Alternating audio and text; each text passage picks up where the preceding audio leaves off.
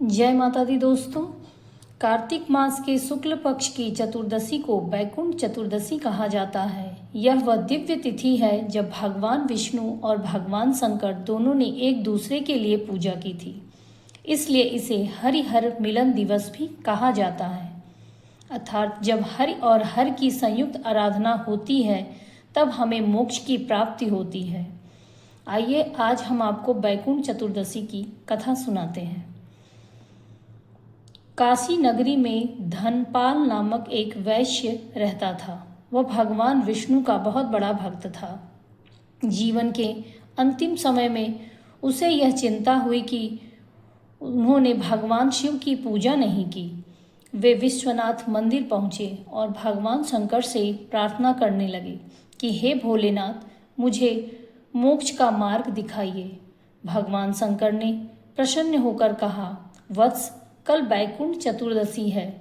उस दिन तुम श्री हरि का पूजन करो, मैं स्वयं तुम्हारे साथ आऊँगा।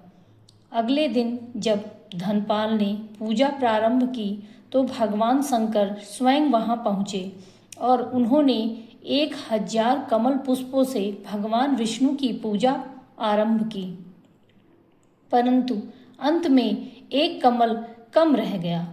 तब भगवान शंकर ने कहा, हे भगवान विष्णु, हे नारायण, आप स्वयं कमल नयन हैं, आप अपना नेत्र अर्पित करें। भगवान विष्णु ने बिना विलंब के अपना एक नेत्र निकालकर अर्पित कर दिया। यह देखकर भगवान शंकर अत्यंत प्रसन्न हुए और बोले, हे हरि, आज से यह तिथि हरिहर मिलन दिवस कहलाएगी। जो इस दिन हमारी संयुक्त पूजा आराधना करेगा उसे बैकुंठ धाम की प्राप्ति होगी। यह थी बैकुंठ चतुर्दशी की कथा। आइए आज हम पूजन विधि के बारे में जानते हैं। प्रातः स्नान कर आप साफ स्वच्छ वस्त्र धारण करें, पीले या सफ़ेद वस्त्र धारण करें।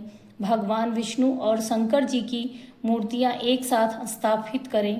पहले विष्णु जी की पूजा करें तुलसी पत्र, पीले फूल और चंदन से। फिर शिव जी की पूजा करें जल, दूध और बिल्व पत्र से। रात्रि में दीपदान करें और ओम नमः नारायण का जप करें और ओम नमः शिवाय मंत्रों का जप करें। जो भक्त इस दिन हरिहर की पूजा करता है वह सभी पापों से मुक्त होकर सीधे बैकुंठ धाम को प्राप्त होता है। यह दिन हमें यह सिखाता है कि शिव और विष्णु में कोई भेद नहीं, दोनों एक हैं।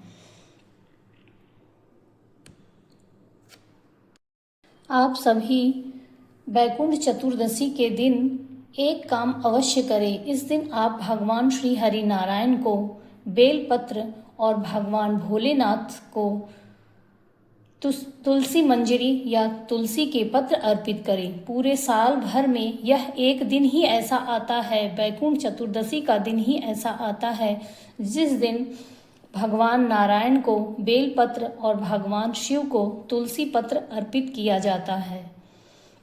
जब हरि और हर की संयुक्त आराधना होती है तब हमें मोक्ष की प्राप्ति होती है। आप सभी को बैकुंठ चतुर्दशी की अनंत शुभकामनाएं। भगवान श्री हरि और महादेव की कृपा आप और आपके पूरे परिवार पर सदैव बनी रहे। जय जय श्री राधे, जय श्री कृष्ण।